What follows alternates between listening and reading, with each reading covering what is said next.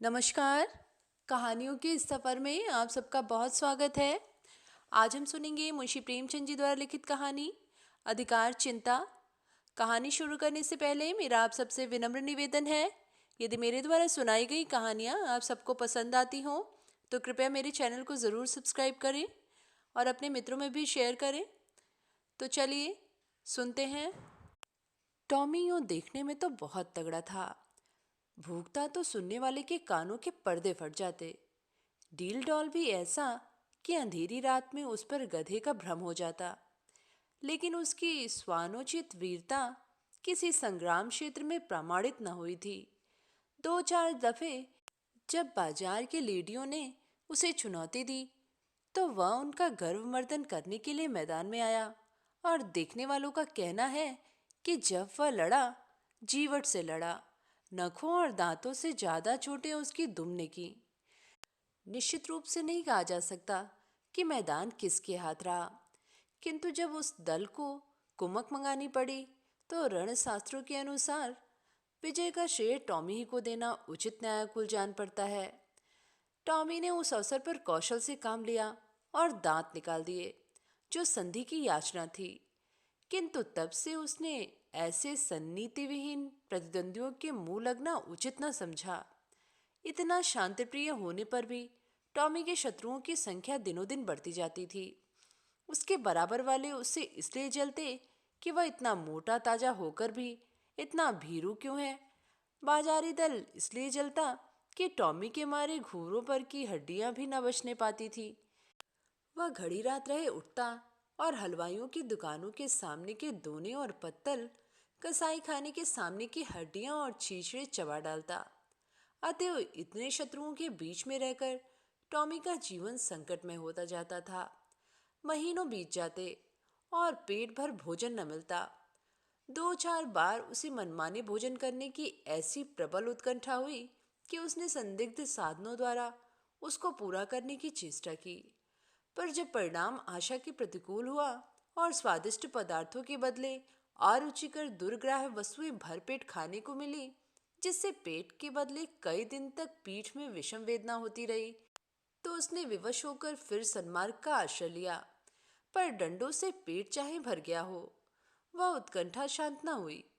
वह किसी ऐसी जगह जाना चाहता था जहां खूब शिकार मिले, खरगोश, हिरन, भेड़ों के बच्चे मैदानों में विचर रहे हों, और उनका कोई मालिक न हो, जहां किसी प्रतिद्वंदी की गंध तक न हो। आराम करने को सघन वृक्षों की छाया हो, पीने को नदी का पवित्र जल। वहां मनमाना शिकार करूं, खाऊं और मीठी नींद सोऊं। वहां चारों ओर मेरी धाक बैठ जाए, सब पर ऐसा रौब छा जाए कि मुझी को अपना राजा समझने लगे, और धीरे धीरे मेरा ऐसा सिक्का बैठ जाए कि किसी द्वेषी पर वहां पैर रखने का साहस भी ना हो।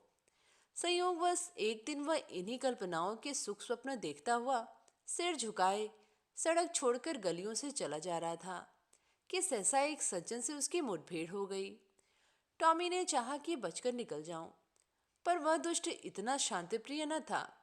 उसने तुरंत झपटकर टॉमी का टेटुआ पकड़ लिया। टॉमी ने बहुत अनुनय विनय की, गिड़गिड़ाकर कहा, ईश्वर के लिए मुझे यहाँ से चले जाने दो। कसम ले लो जो इधर पैर रखो।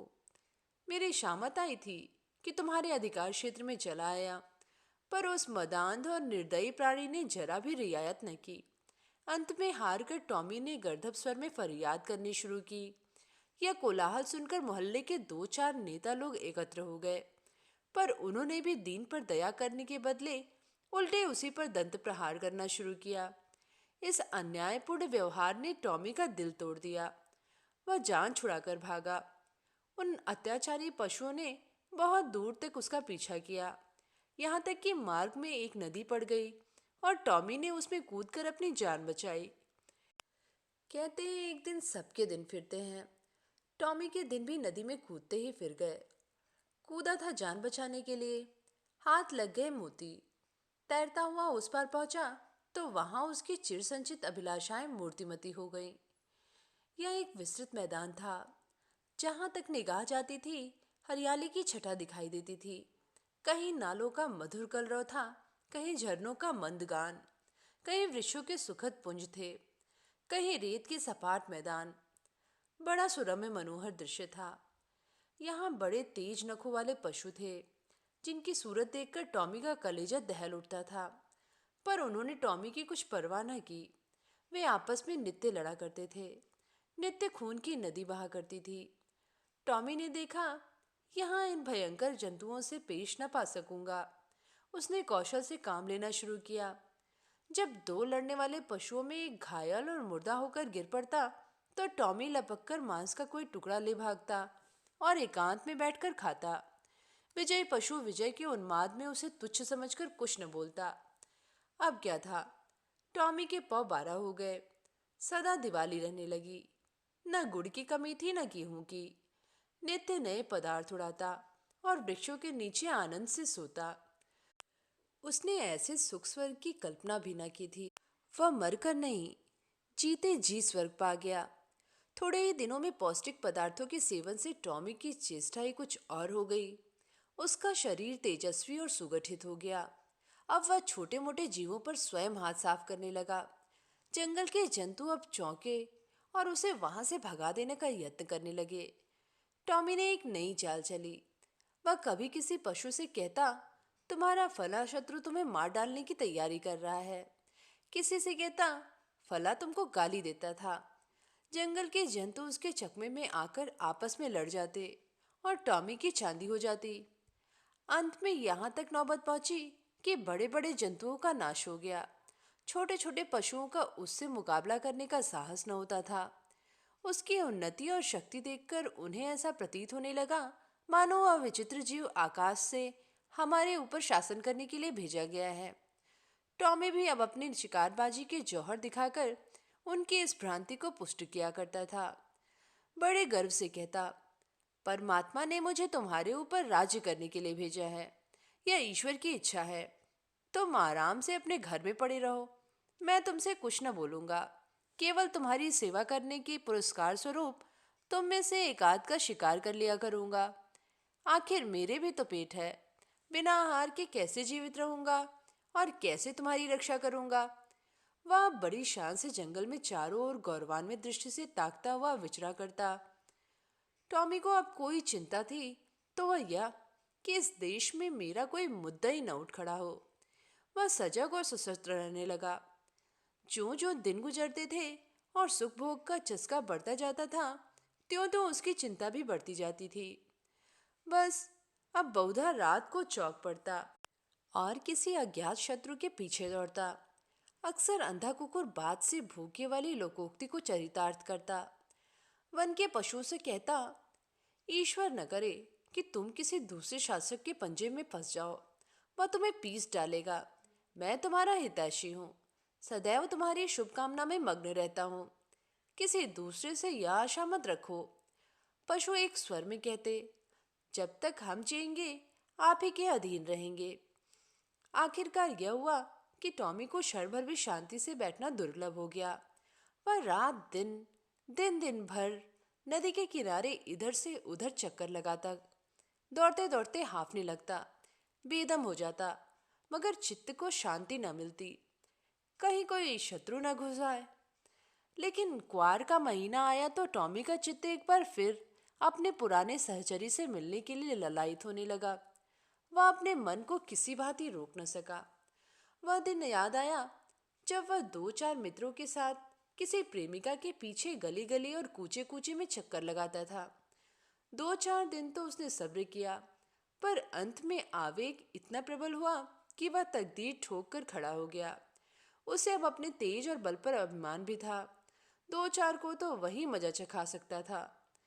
किंतु नदी के इस पार आते ही उसका आत्मविश्वास प्रातःकाल के तम के समान फटने लगा। उसकी चाल मन पड़ गई। आप ही आप सिर झुक गया, दुम सिकुड़ गई। मगर एक प्रेमिका को आते देखकर वह विवल हो उठा। उसके पीछे हो लिया। प्रेमिका को उसकी यह कुचेष्टा अप्रिय लगी। उसने तीव्र स्वर से उसकी अवहेलना की। उसकी आवाज सुनते ही उसके कई प्रेमी आ पहुंचे और टॉमी को वहां देखते ही जामे से बाहर हो गए। टॉमी सिटपिटा गया। अभी निश्चय न कर सका था कि क्या करूं कि चारों ओर से उस पर दांतों और नखों की वर्षा होने लगी। भागते भी न पड़ पड़ा। देह लहूलुहान हो गई। भागा भी तो शैतानों का एक दल पीछे था। उस दिन से उसके दिल में शंका सी समा गई।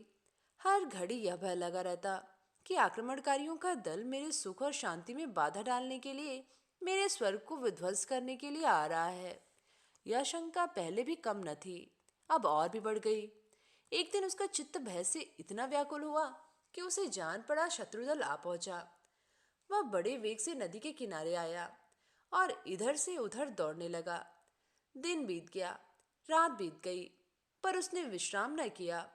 दूसरा दिन आया और गया, पर टॉमी निराहार निर्जल नदी के किनारे चक्कर लगाता रहा। इस तरह 5 दिन बीत गए। टॉमी के पैर लड़खड़ाने लगे, आंखों तले अंधेरा छाने लगा। क्षुधा से व्याकुल होकर गिर पड़ता, पर वह शंका किसी भांति शांत न हुई। अंत में 7वें दिन अभागा टॉमी अधिकार चिंता से ग्रस्त, जर्जर और शिथिल होकर परलोक सिधारा। वन का कोई पशु उसके निकट न गया। किसी ने उसकी चर्चा तक न की। किसी ने उसकी लाश पर आंसू भी न बहाए। कई दिनों तक उस पर गिद्ध और कौवे मंडराते रहे। अंत में अस्थि पंजरों के सिवा और कुछ न रह गया। तो ये थी कहानी अधिकार चिंता। कहानी आप सबको कैसी लगी नीचे कमेंट में लिख के ज़रूर बताइएगा। आगे भी ऐसी कहानियाँ सुनते रहने के लिए चैनल को ज़रूर सब्सक्राइब करें। फिर मिलेंगे एक नई कहानी के साथ। धन्यवाद।